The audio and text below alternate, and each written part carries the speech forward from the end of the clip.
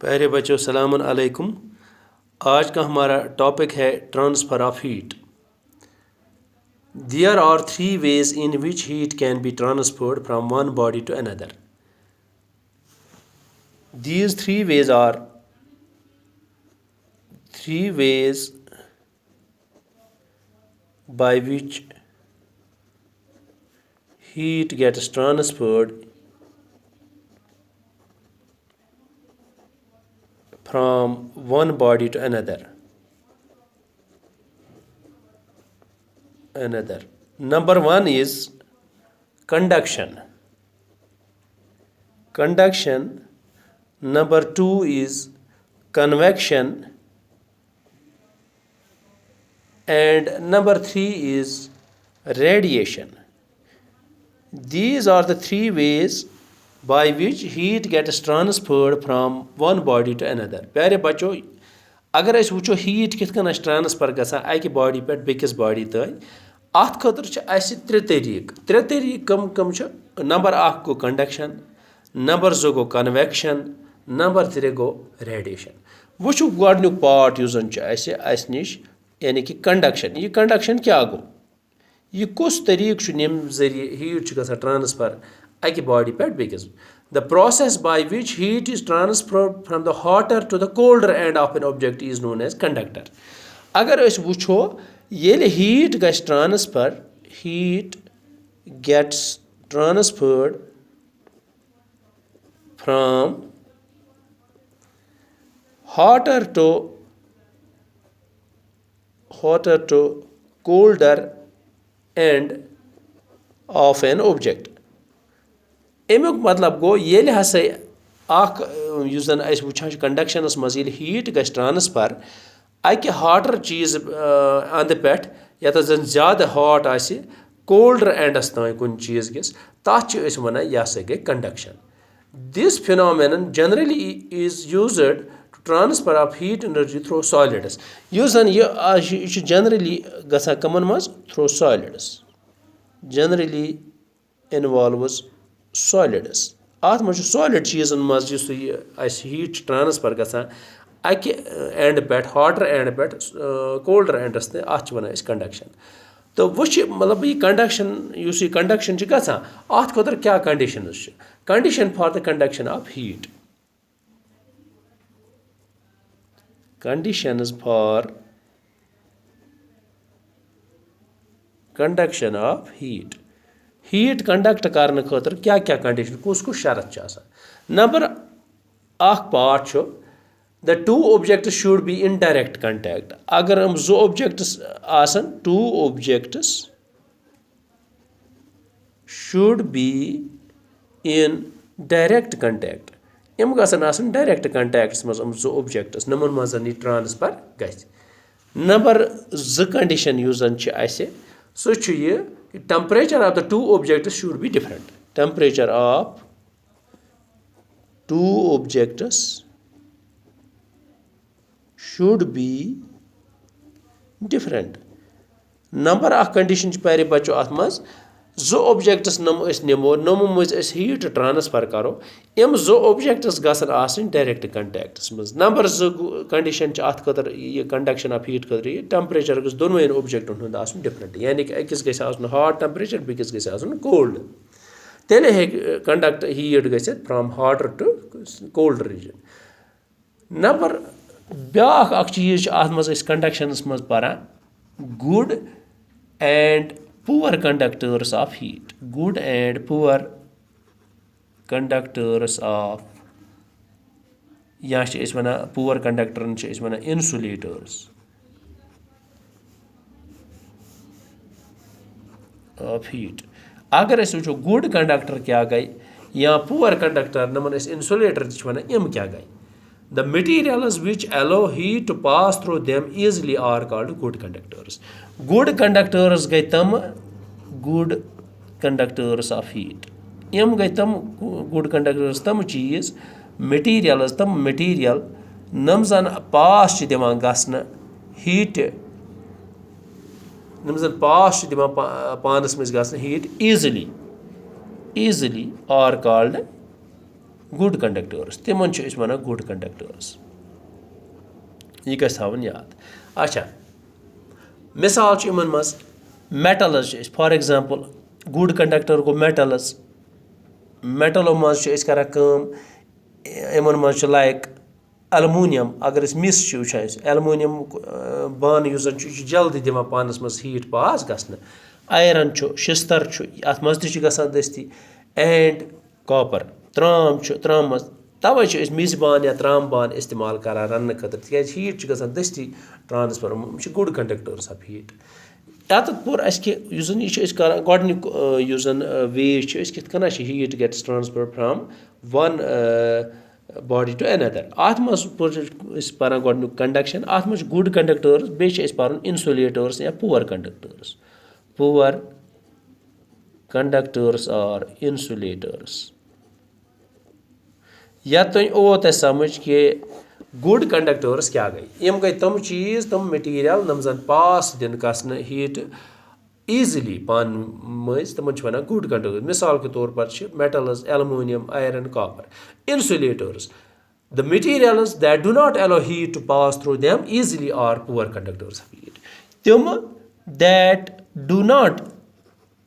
do not allow passing of heat easily.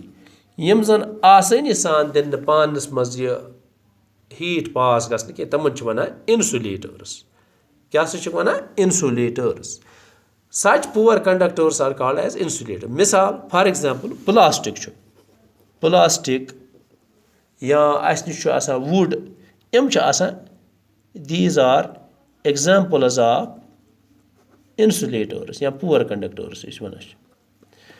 کیٛازِ چھِ یِم تِکیٛازِ أسۍ چھِ اکثر آسیو تۄہہِ وٕچھمُت گرو مٔنٛزۍ ییٚلہِ یِم یُس زن فرٛاے بان چھُ آسان اَسہِ یا یہِ ہسا یہِ پریشر کُکر چھُ آسان ییٚلہِ یہِ تَتان چھُ یہِ چھُ باقٕے میٹل باڈی چھِ تَتان تَتھ چھُنہٕ بَنان اَسہِ اَتھ لاگُن کینٛہہ مگر اَتھ پریشر کُکرَس تہِ اگر أسۍ وٕچھو سایڈن چھِ آسان لگٲیِتھ تِم پلاسٹِکو تھپہٕ تَتھ. کیٛازِ چھِکھ آسان تِکیٛازِ تَتھ ہٮ۪کو أسۍ یِتھَے کٔنۍ تٕژھ وغٲر تہِ ہٮ۪کو تھپھ أسۍ کٔرِتھ پَلو وغٲر تہِ تولیا وغٲر تہِ ہٮ۪کو أسۍ تھپھ تَتھ کٔرِتھ. گویا کہِ سُہ چھُ آسان سُہ پلاسٹِک انسولیٹر. سُہ چھُنہٕ ہیٖٹ دِوان پننِس منٛز ایٖزلی پاس گژھنہٕ کینٛہہ. یا چھِ أسۍ وٕچھان فرٛاے بانٕز چھِ آسان یا کراے چھِ أسۍ وٕچھان یا تٲو چھِ آسان تَتھ چھِ آسان اَسہِ ہَچوٗ لٲگِتھ دَن. کیٛازِ یہِ لٔکرِ ہُنٛد دَن یُس زَن چھُ آسان لٔکٕر یہِ چھُ آسان اِنسُلیٹر. یہِ چھُنہٕ پانَس منٛز دِوان بِجلی یہِ چاہے بِجلی ٲسۍتَن یا ہیٖٹ ٲسۍتَن یہِ چھُنہٕ پاس دِوان ایٖزلی گژھنہٕ کِہیٖنۍ. تہٕ گوٚو اَسہِ پوٚر اَتٮ۪ن یہِ گٔے کنڈکشن. نمبر 2 وے یُس زن چھُ کہِ کنویکشن. کنویکشن کیٛاہ گٔے اَتھ ہیٖٹس منٛز کِتھ کٔنۍ چھِ گژھان پاس آن heat. Convection is the process of transmission of heat in fluids, liquids and gases in which the heat is carried from one part of another by the actual movement of particles due to the temperature difference between different parts of the same substance is called convection. Convection چھِ گژھان for example یہِ چھُ گژھان لِکوِڈن منٛز تہٕ یہِ چھُ گژھان یِتھَے کٔنۍ چھِ گژھان اینڈ گیسز منٛز. یِمن دۄن منٛز چھِ کنویکشن گژھان. یہِ کنویکشن کیٛاہ گٔے یہِ چھِ گٔے ہیٖٹ پاس گژھٕنۍ اکہِ اَتھ منٛز چھِ مومینٹ آف پارٹِکلز گژھان. مومینٹ آف پارٹِکلز چھِ اَتھ منٛز گژھان. نٔتیٖجہٕ چھُ نیران کہِ یُس زن ٹرانسمِشن چھِ ہیٖٹُک گژھان فلوٗڈن منٛز یعنی کہِ لِکوِڈ یا گیسس منٛز یَتھ منٛز ہیٖٹ چھِ کیری گژھان اکہِ پاٹ پٮ۪ٹھ بیٚکِس پاٹس تانۍ تِکیٛازِ ٹیمپریچر ڈِفرنس. یہِ مےٚ اَسہِ راتھ تہِ پوٚر اَسہِ ہیٖٹس منٛز کہِ ییٚلہِ أسۍ وٕشناوان چھِ بانہٕ اَسہِ نِش آسان چھُ ییٚلہِ أسۍ یہِ وٕشناوان چھِ اَتھ چھُ بۄنہٕ کَنے گۄڈٕنیتھٕے آب یُس زن چھُ ژٔکِس تل یِہوے چھُ گۄڈٕ وٕشناوان. پتہٕ چھِ یہِ وارٕ وارٕ یِم پارٹِکلز یِم وٕشِنۍ پارٹِکلز واتان کوٚت تُرنٮ۪ن جاین. گوٚو یہِ چھُ پتہٕ ییٚلہِ وارٕ وارٕ سٲرسٕے ہیٖٹ گٔے یہِ چھُ یوٗنِفارم ڈسٹربیوٗٹ گژھان. اَتھ چھِ وَنان أسۍ یہِ ہسا گٔے کنویکشن آف ہیٖٹ.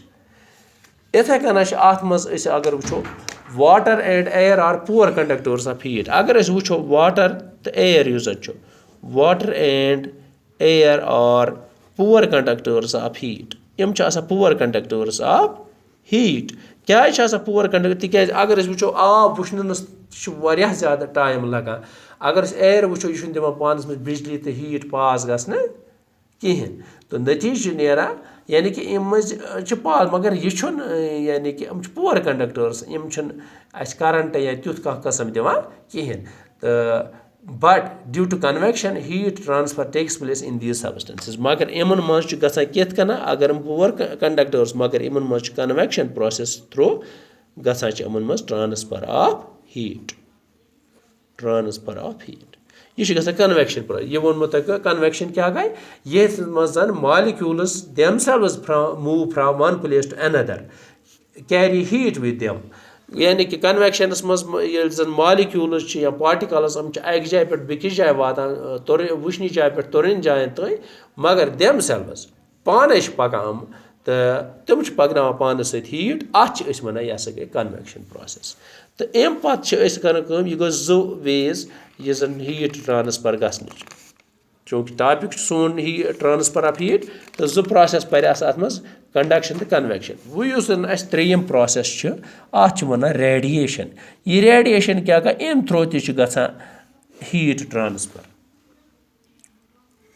Radiation, अगर इस definition वुचो, the process of transmission of heat in which heat energy travels in straight lines from hotter to cooler areas without having any intervening medium is called radiation.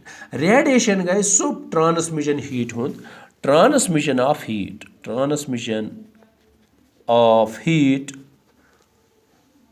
in which heat travels in straight lines. Yath mazan straight line maz as heat as transfer gasan from hotter to cooler regions,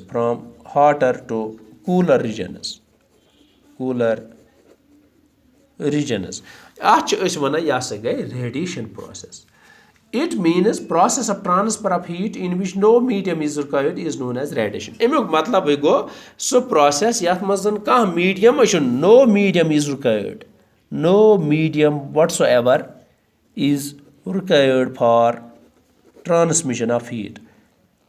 That is गई radiation process यथ मज कह medium air या बे चीज जरूरत की heat energy from the sun comes to us अगर वो हीट एनर्जी कमिच आफ्ताब heat energy from sun comes to us यह वाता अस निश कित कन वाता though there is a vacuum and no medium between the sun and the earth over a large distance अगर वो जमीन हूर एटमॉस्फेयर हूर कहाँ यह वैक्यूम अत मज कहाँ मीडियम मगर यह हीट एनर्जी तोत अस निश वातान गो यह स्ट्रेट लाइन मज पकान गो यह अस निश वातान अत वन यह हसा गई रेडिएशन अत सत टर्म अकिस वन सी ब्रीज यम पर त्रे तरीक नमो सत ट्रांसमिशन हीट हूँ from one part to another sea breeze क्या गो सी ब्रीज गो इन कोस्टल रीजनस अगर कोस्टल रीजन वो कोस्टल रीजनस गई नम जन समंदर बठो पे अलाग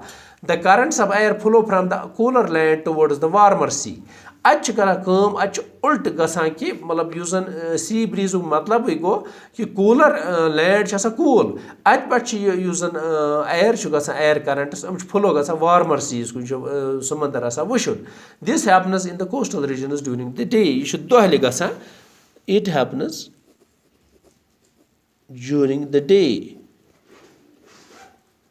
टाइम दोहल गसान यानी कि तुरन करंटस वाता एयरिक गसान कोकुन लैंडस सीस कुन ये जन सी गरम तम सात लैंड ब्रीज ब्या गो लैंड ब्रीज तवे यमो समंदर बट पे ज्यादा गरम लैंड ब्रीज गो कोस्टल रीजन मज कम करंट्स ऑफ एयर जन flow from cooler land towards the warmer see this happens during the night यह गसान रात अत रातस तवे गसान अत रातस तम एयर करंटस कूलर लैंड पे वथा गसान वार्मर सीस कुन यह नाइटस पे यह सा यानी कि अत नाइटस दौरान त वार्म टेम्परेचर अत वन यह सा गई लैंड ब्रीज तो यानी कि सी ब्रीज गो ये दोहल एयर करंटस कूलर लैंड पे वथन वार्मर सीस कुन गसान यह गसान दोहल अत वन सी ब्रीज तो लैंड ब्रीज गो ये कोस्टल रीजन मज करंट्स ऑफ एयर गसान फ्लो कूलर लैंड पे वार्मर सीस कुन मगर यह गसान रातले लैंड ब्रीज गसान नाइटस मज यह गसान डेस मज सी ब्रीज गो अत पोर यह सा गई पढ़ान यह टॉपिक सोन ओस ट्रांसफर ऑफ हीट कित कना गसान यह त्रेयो तरीक कंडक्शन कन्वेक्शन तो रेडिएशन मे पूरा में तुम आमुत समझ थैंक यू।